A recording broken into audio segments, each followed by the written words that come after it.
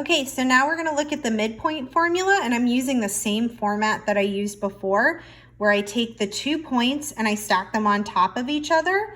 I circle the x's with one color and the y's with another color. And then I use that information to plug into my formula.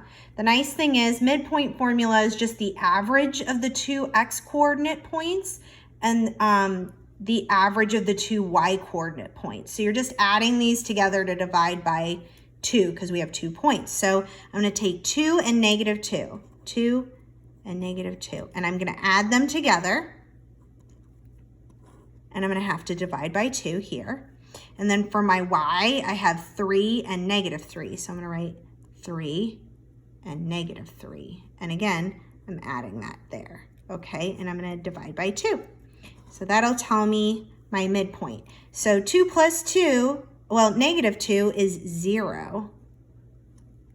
And 3 plus negative 3 is 0. Oh my gosh, what's going to happen? So what happens here when I say 0 divided by 2?